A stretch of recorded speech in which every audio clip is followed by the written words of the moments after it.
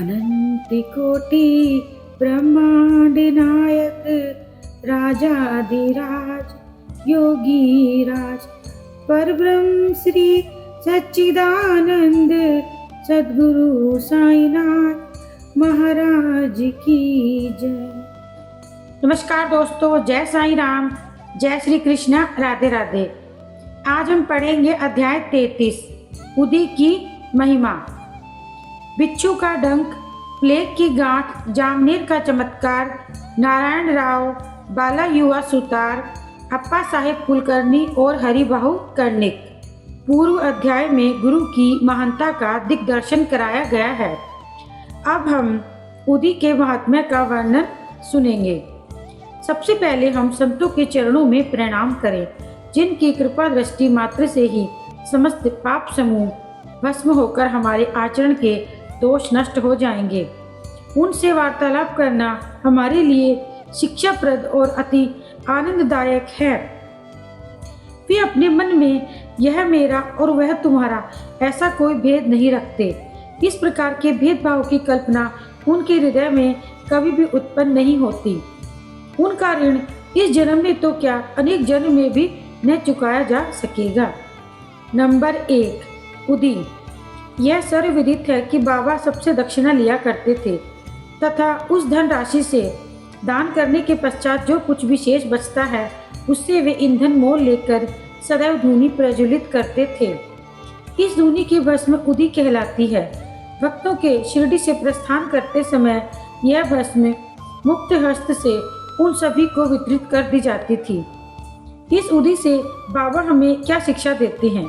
उदी वितरण कर बाबा हमें शिक्षा देते हैं, इस अंगारे के समान गोचर होने वाले ब्रह्मांड का प्रतिबिंब भस्म के ही समान है। हमारा तन और ईंधन एक समान है, अर्थात पंचभूतादि से निर्मित जो सांसारिक भोगादि के उपरांत विनाश को प्राप्त होकर भस्म के रूप में परिणत हो जाएगा। भक्तों को इस बात की स्मृति दिलाने के हेतु कि अंत में वह देह भस्म सदृश होने वाली है, बाबा उदी वितरण किया करते थे। बाबा इस उदी के द्वारा एक और भी शिक्षा प्रदान करते हैं कि इस संसार में ब्रह्म ही सत्य और जगत मिथ्या है। इस संसार में वस्तुतः कोई किसी का पिता, पुत्र अथवा स्त्री नहीं है। हम जगत में अकेले ही आए हैं और अकेले ही जाएंगे। पूर्व में यह देखने में आ चुका है कि अभी भी अनुभव किया जा रहा है कि इस उदी ने अनेक शारीरिक और मानसिक रोगियों को स्वास्थ्य प्रदान किया है। यथार्थ में बाबा तो भक्तों को दक्षिणा और उदी द्वारा सत्य और असत्य में विवेक तथा असत्य के त्याग का सिद्धांत समझाना चाहते थे। इस उदी से वैराग्य और दक्षिणा से त्याग की शिक्षा मिलती है। इन दोनों के अभाव में इस माया रूपी भव सागर को पार करना कठिन है। इसीलिए बाबा दूसरों के भोग स्वयं भोग कर दक्षिणा स्वीकार कर लिया करते थे।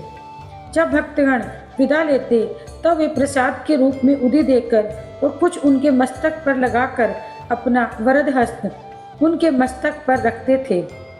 जब बाबा प्रसन्न चित्त होते थे तब वे प्रेम पूर्वक गीत गाया करते थे। ऐसा ही भजन उदी के संबंध में भी है। भजन के बोल हैं, रमते राम आओ जी, उदिया की गोनियां लाओ जी। बाबा यह शुद्ध और मधुर स्वर में गाते थे।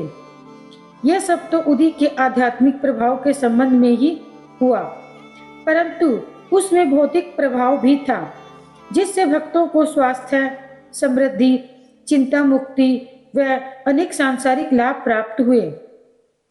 इसीलिए उदी हमें आध्यात्मिक और सांसारिक लाभ पहुंचाती है।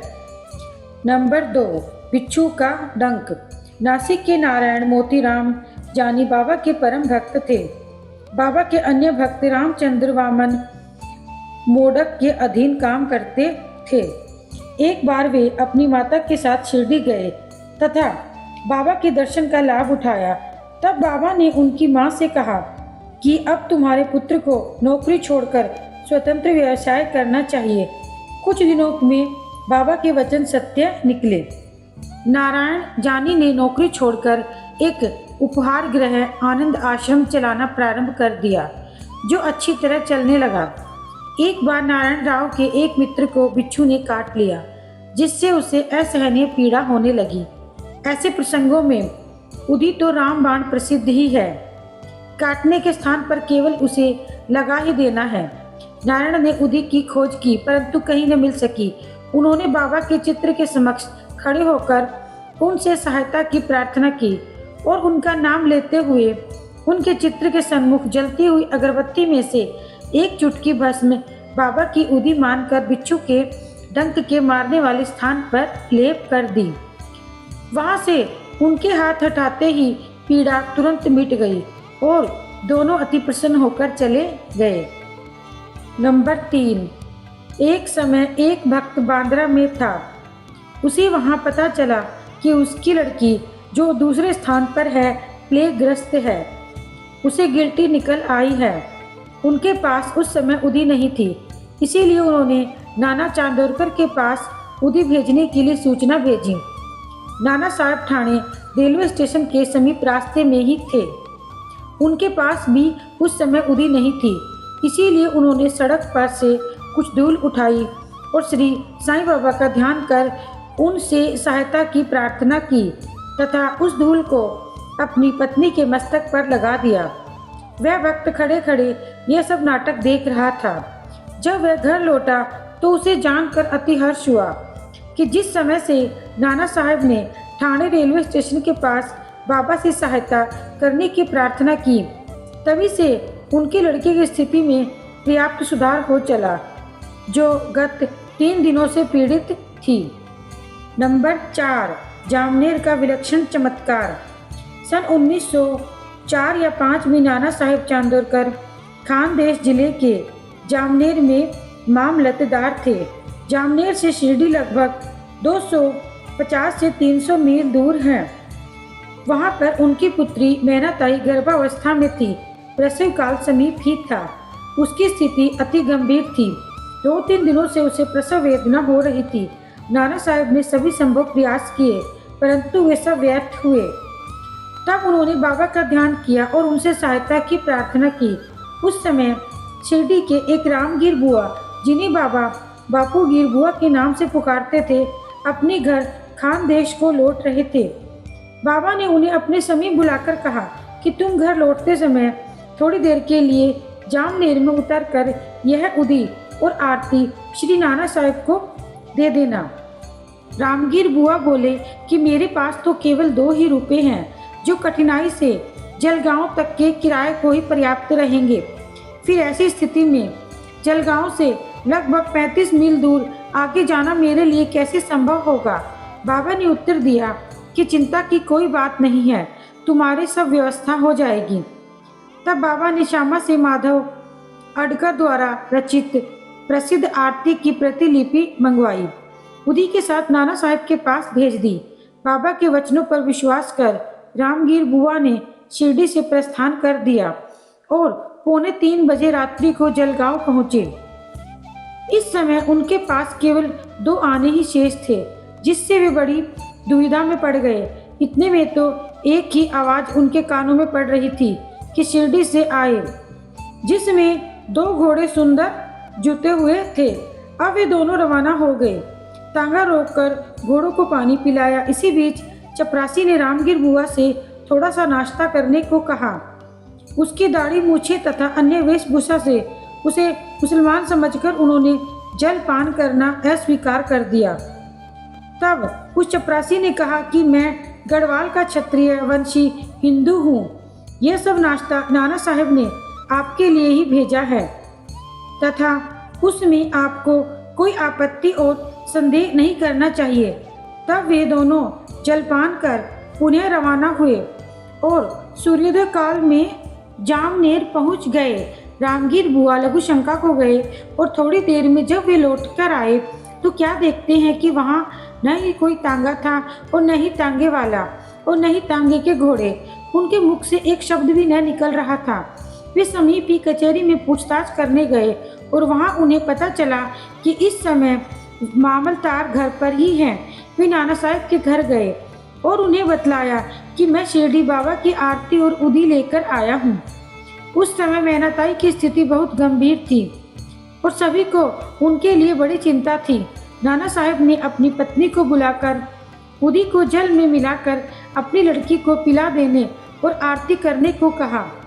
उन्होंने सोचा कि बाबा की सहायता बड़ी सामयिक है।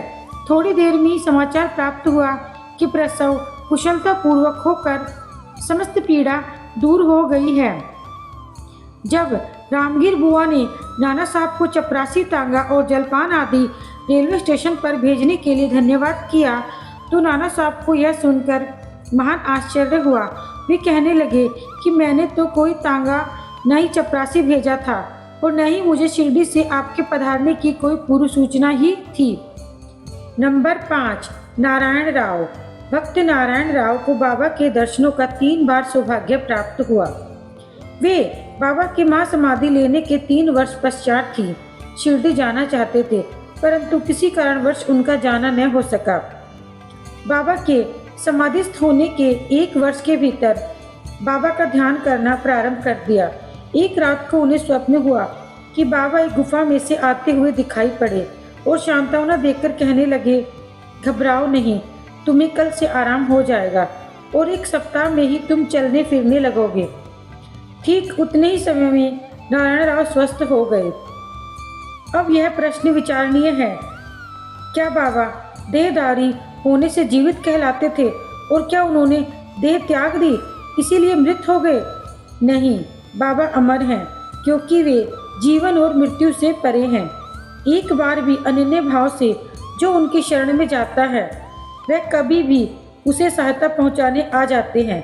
वे तो सदा हमारे साथ ही खड़े रहते हैं, फिर चाहे जैसा रूप लेकर भक्त के समक्ष प्रकट होकर उसकी इच्छाएं पूर्ण कर देते हैं। नंबर 6, अप्पा साहेब कुलकर्णी। अप्पा साहेब कुलकर्णी का स्थानांतरण ठाणे में हो गया।